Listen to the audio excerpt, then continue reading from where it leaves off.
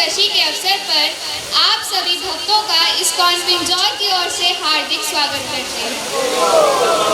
आज ISKCON youth और भक्त प्रहलाद स्कूल के बच्चे आप सभी के सामने प्रहलाद महाराज के बाल्यकाल की एक नाटिका प्रस्तुत करने जा रहे हैं। आइए हम सभी इसकी शुरुआत 3 बार हरे कृष्ण महामंत्र का उच्चारण करके करते हैं।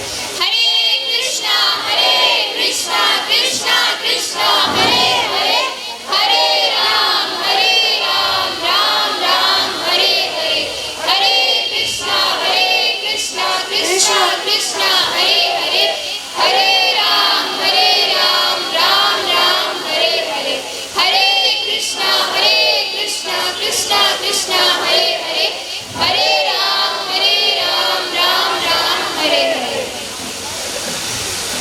वैकुंठ के द्वारपाल जय विजय 4 कुमारों के द्वारा शापित होने के कारण भौतिक जगत में असुर हिरण्यकशिपु और हिरण्याक्ष के रूप में अवतरित होते हैं। जब भगवान शंकर के रूप में प्रकट हुए और हिरण्यकशिपु के भाई हिरण्याक्ष का वध किया तो हिरण्यकशिपु बहुत दुखी हुआ। उसने सभी राक्षसों को उत्तेजित करना शुरू कर दिया और शांतिपूर्ण संतों और पृथ्वी के अन्य निवासियों के कर्म कांडों को बाधित करना शुरू कर दिया। यज्ञ के प्रदर्शन के अभाव में देवता इधर उधर भटकने लगे। ब्रह्मलोक सहित पूरे ब्रह्मांड का एकमात्र राजा बनने की इच्छा से हिरण्यकशिपु मंदराचल पर्वत पर तपस्या करने के लिए चला गया। उसने वहां लंबे समय तक एक पैर पर खड़े होकर तपस्या की, जिसके फलस्वरूप उसके सिर से अग्नि और धुआं निकलने लगा जो पूरे आकाश में फैल गया। ऊपरी और निचले ग्रह उसकी कठोर तपस्या के कारण अत्यंत गर्म हो गए। हिरण्यकशिपु की कठोर तपस्या से झुलसे और अत्यंत व्याकुल सभी देवता ग्रहों को छोड़कर ब्रह्मा के पास गए।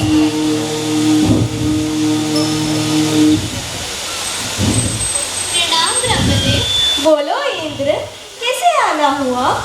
हे प्रभु, हमने विश्वसनीय स्रोतों से सुना है कि हिरण्यकशिपु आपके पद को प्राप्त करने के लिए घोर तपस्या में लगा हुआ है।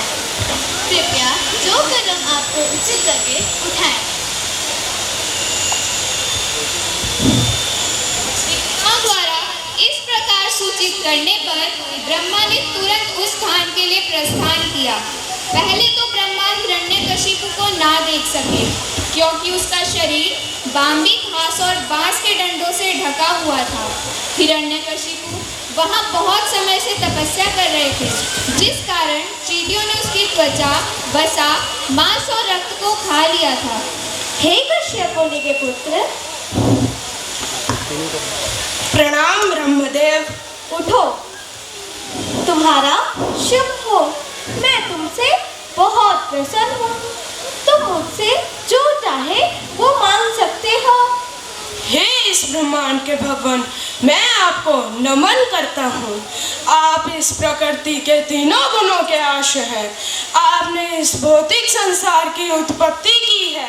आप सभी जीवों के परमात्मा होने के नाते अंतहीन, अनादि और सर्वज्ञ हैं। कृपया आप मुझे वरदान दें कि मैं अमर हो जाऊं। हे हिरण्यकशिपु, अमरता का वरदान तो मुझे भी नहीं है, तो मैं तुम्हें अमरता का वरदान कैसे दे सकता हूँ? हे उसके अलावा जो कुछ भी मुझसे मांगना हो वे तो मुझसे मांग सकते हो। हे भगवान, तो कृपया मुझे वरदान दें कि मैं आपके द्वारा बनाए गए किसी भी जीव से ना मारा जा सकूं, ना किसी निवास के भीतर, ना निवास के बाहर, ना जमीन में, ना आकाश में, ना ही तो दिन के समय, ना रात के समय, ना किसी हथियार, ना किसी मनुष्य और ना ही किसी जानवर से मारा जा सकूं। तथास्तु।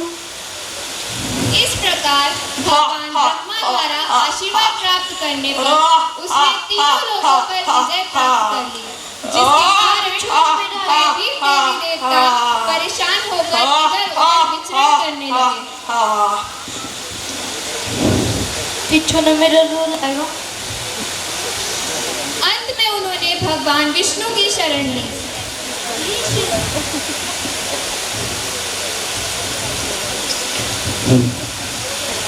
श्रेष्ठ देवताओं, डरो मत।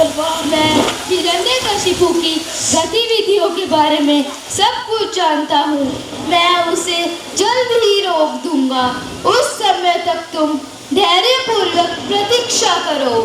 जब हिरण्यकशिपु अपने पुत्र महान भक्त प्रहलाद, जो शांत है, जिनका कोई शत्रु नहीं है, हिंसक हो जाएगा, तो मैं ब्रह्मा के आशीर्वाद के बावजूद उसे जल्द मार डालूंगा।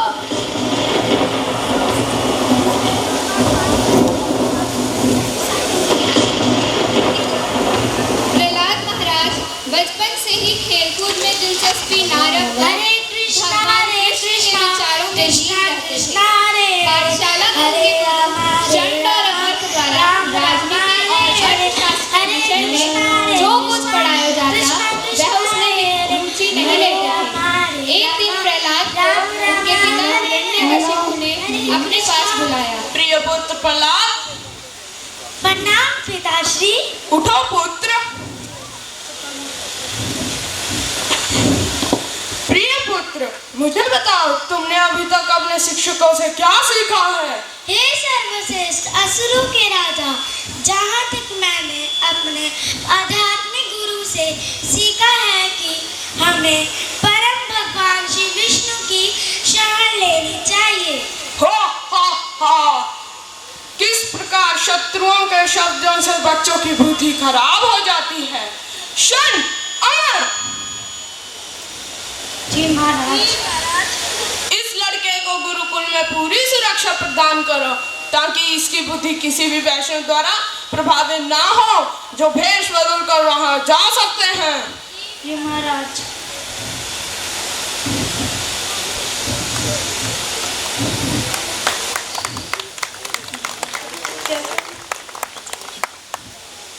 प्रिय प्रहलाद, माता जी, कैसा गया? प्रिय प्रहलाद, कृपया सच बताओ कि तुमने ये सब किससे सीखा है?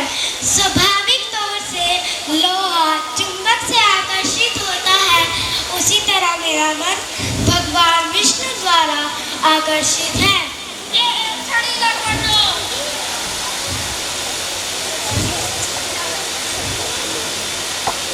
ये प्रहलाद तुम्हारे नाम और कीर्ति को हानि पहुंचा रहा है।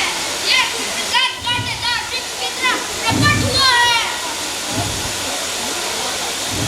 प्रहलाद महाराज के शिक्षक षंड और अमर्क ने अपने शिष्यों को विभिन्न तरीकों से डांटा और धमकाया। हिरण्यकशिपु द्वारा नियुक्त शिक्षकों ने प्रहलाद को एक राजनयिक बनना सिखाया, ताकि वे नागरिकों पर अच्छी तरह से शासन कर सकें। कृष्णा कृष्णा हरे हरे, हरे राम राम राम हरे हरे।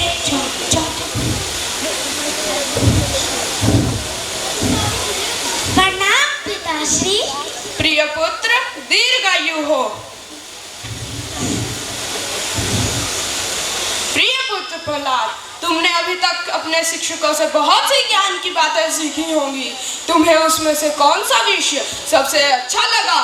श्रवणं कीर्तनं विष्णु स्मरणं पाद सेवनम् अर्चवन्दनं दास्यं सख्यं आत्मनिवेदनम्।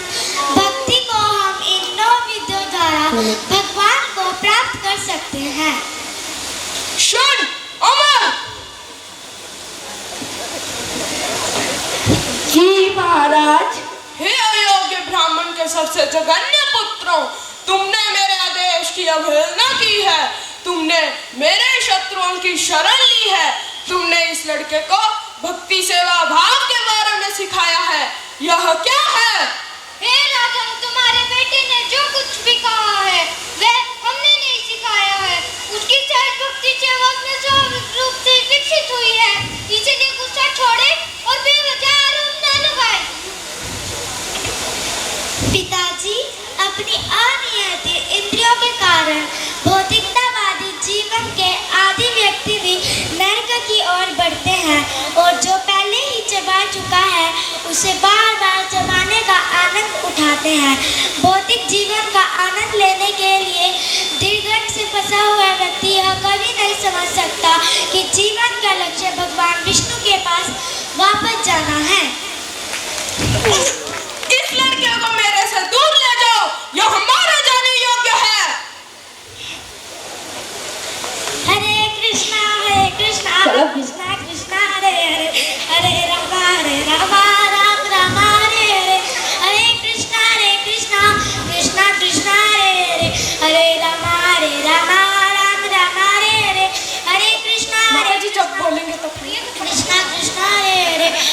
रामा राम राम हरे हरे, हरे कृष्णा कृष्णा कृष्णा हरे हरे, हरे राम राम राम हरे हरे, हरे कृष्णा कृष्णा कृष्णा हरे हरे, हरे राम राम राम हरे हरे। इस प्रकार राक्षसों के हथियारों का प्रहलाद पर कोई ठोस प्रभाव नहीं पड़ा, क्योंकि वह भगवान के सर्वोच्च व्यक्तित्व का ध्यान करने में लगा हुआ था।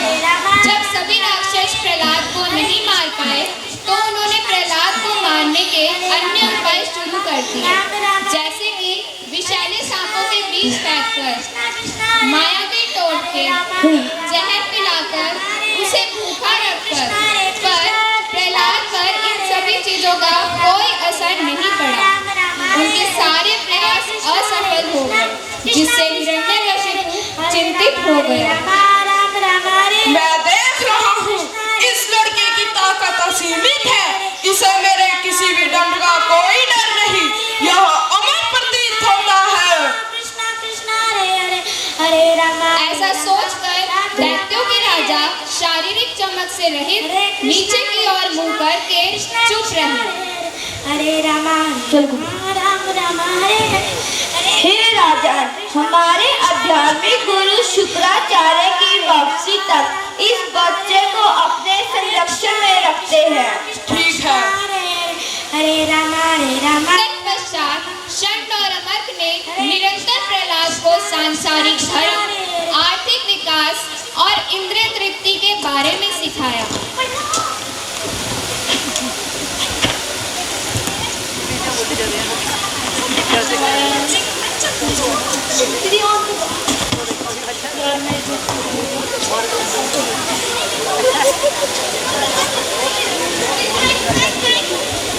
बैठ।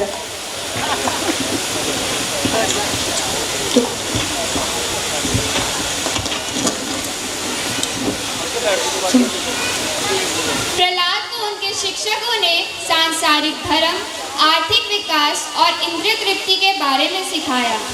जब शिक्षक अपने घर चले जाते थे, प्रहलाद महाराज के समान छात्र उन्हें खेलने के लिए बुलाते। तब प्रहलाद महाराज मुस्कुराते हुए अपने मित्रों को संबोधित करते हुए कहते हैं, मेरे प्यारे दोस्तों, हमें बाल्यकाल से ही भक्ति करनी चाहिए। कोमाराचरेत प्रज्ञो धर्मन् भगवते इहा दुर्लभा मनुष्य जन्म तदपि अध्रुवा अर्थदम्। अगर आप बुद्धिमान हैं तो आपको बचपन से ही भगवत धर्म शुरू करना चाहिए।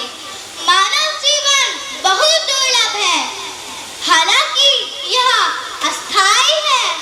आप इस मानव रूप में रहते हुए भी जीवन की उच्चतम पूर्णता प्राप्त कर सकते हैं। मानव जीवन का अंतिम लक्ष्य भगवान विष्णु को प्राप्त करना है, किंतु भौतिक संसार में जो लोग भौतिक ऊर्जा से आसक्त हैं, वे नहीं जानते कि भौतिक जीवन का लक्ष्य क्या है।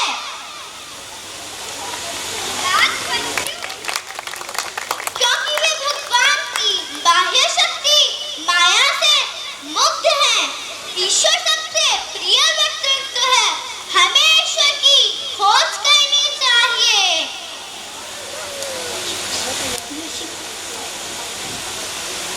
पर प्रहलाद, हमारी सारी भौतिक आवश्यकताओं का क्या? मानव जीवन का वास्तविक उद्देश्य कृष्ण भावनामृत है। अन्य चीजें प्रकृति के नियम से स्वयं प्राप्त होती हैं। प्रहलाद, क्या हम इस जीवन में आनंद नहीं ले सकते और अगले जीवन में कृष्ण की सेवा में संलग्न नहीं हो सकते? इस बात का कोई भरोसा नहीं है कि आपको मानव शरीर मिलेगा। यह आपके कार्य पर निर्भर है।